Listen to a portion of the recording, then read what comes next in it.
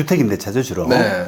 임대차 만기 되기 전에 네. 세입자 사정 때문에 저 먼저 좀 뺐으면 좋겠다. 빨리 나갔으면 좋겠다. 사정으로 인해서. 그렇죠. 네. 그렇게 이제 부탁하는 경우가 있지 않습니까? 그렇죠. 자, 그럴 때 이제 집주인이 이제 만약 오케이 하지 않으면 못 나가는데, 네. 집주인도 이제 오케이 한단 말이에요. 네. 나가도 좋다. 그래가지고 다른 세입자를 이제 조금 미리 구하게 됐는데, 그때 그 중개 보수, 새로 세입자 구할 때, 중개 수수료가 들었다면 누가 부담해야 되는지. 야, 저는 알고 있습니다. 임대인을 좀 네. 해봐서. 예. 그래서 그 문제가 은근히 이게 좀 델리케이트한 까다로운 경우가 있어요. 네, 그리고 세입자한테 부담시키려면 이게 또 미안하기도 하고, 내가 왜 내? 이란 반응도 있고. 예. 그러니까 그거를 이제 왜 이게 조금 조심스럽게 다뤄야 될 문제인지 또 나중에 이제 이게 소액이기 때문에 사실은 재판 가가지고 뭐 누가 부담해야 되느냐 이거 가지고 막 우격 따짐하기는 어렵잖아요. 그렇죠. 그 몇십만 원 때문에 그렇죠.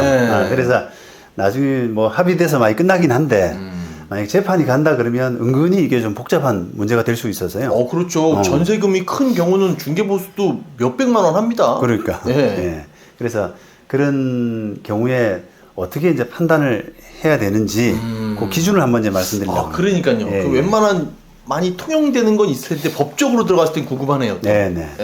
자, 그 일반적으로는 그 집에 다른 세입자 이제 드린다 할 때 그 중개 보수는 주인이 부담을 해야 되죠. 그렇죠. 주인이 부담을 해야 됩니다. 그래서 기본적으로는 이제 다른 세입자 구하는 비용은 주인 부담.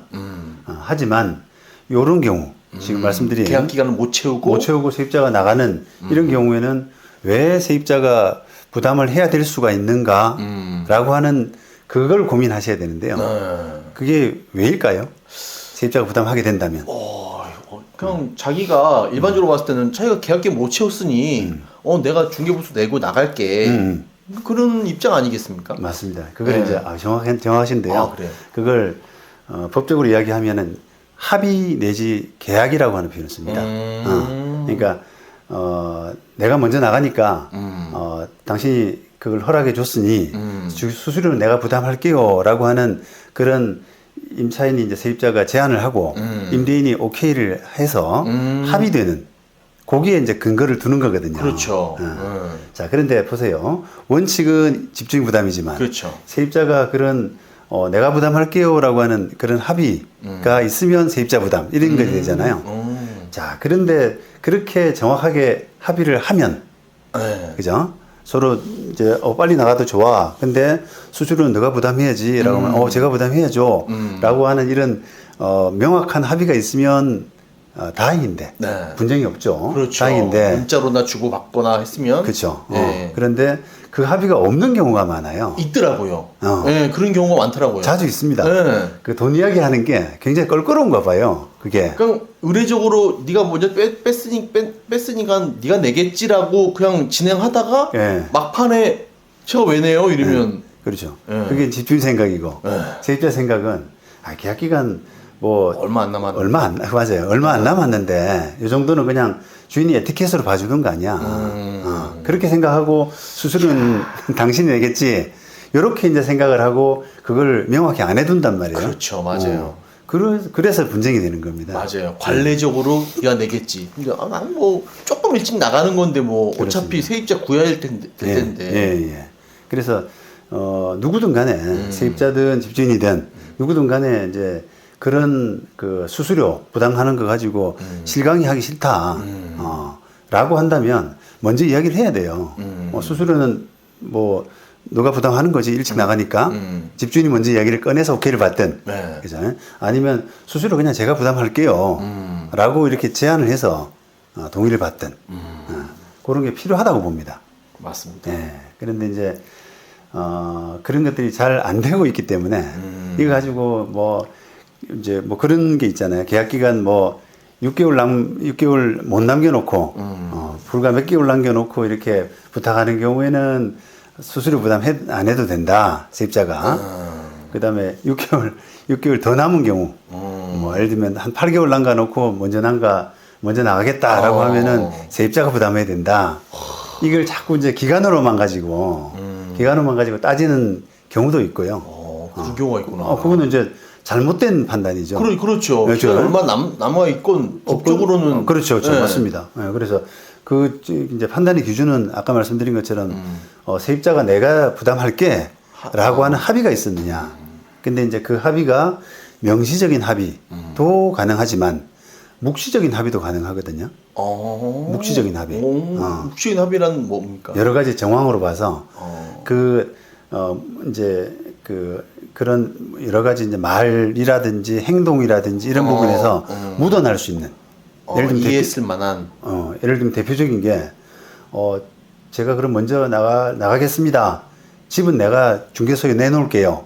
라든지 그러면 이제 그 중개사한테 중개를 하는 액션 자체가 세입자가 했잖아요. 네. 그렇다 그러면 세입자가 그 비용을 부담하는구나 라고 하는 약간 묵시적인 합의로 비춰질 수 있다는 거예요. 그러니까 이제 그거를 세입자가 이제 예를 들면 세입자 입장에서도 이제 불과 한 2, 3개월밖에 안 남았는데 네.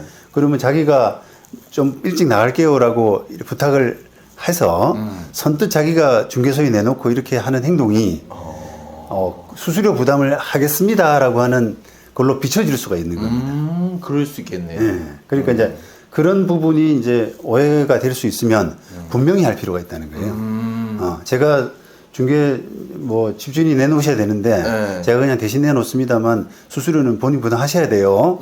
라든지 그런 교통 정리가 안 된 채로 이게 이제 다른 세입자가 들어오게 되면 나갈 때 서로 실갱이를 하죠.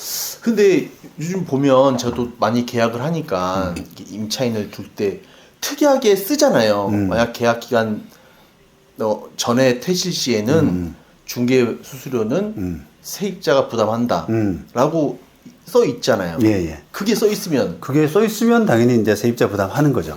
근데 그 특이하게 안 써 있는 경우도 상당히 많이 있습니다. 그래요? 예.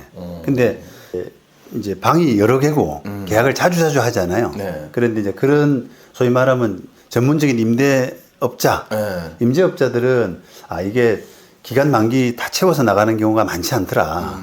그러면 내가 그때 미리 나가는 사람들한테는 수수료를 부담시키는 게 맞겠다라고 하는 것 때문에 그게 많이 적혀져 있거든요. 네. 근데 그걸 이제 전문으로 하는 사람이 아닌 일반 계약서 가지고 쓰는 사람들은 2년 막 특히 아파트 계약 같은 예, 맞아요. 예.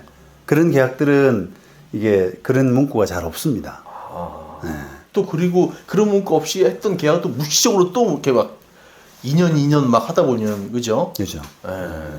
그래서 이제 임대인 입장에서는 집주인 입장에서는 그런 부분을 써놓는 게 아주 유리한 이제 상황이 되는 것이고 반대로 세입자 입장에서는 또 그렇게 되면 내가 보름 남겨놓고 그러면은 먼저 나가도 다 물어야 되는 거 아니냐. 그건 억울하다라고 하면 그 만기 한 2개월 정도 안쪽은 수수료 부담을 하지 않는다. 그렇게 단서를 좀 달아도 되는 것이고. 그래서 그런 계약이 분쟁을 예방하는데 참 필요하다 이런 말씀을 드립니다.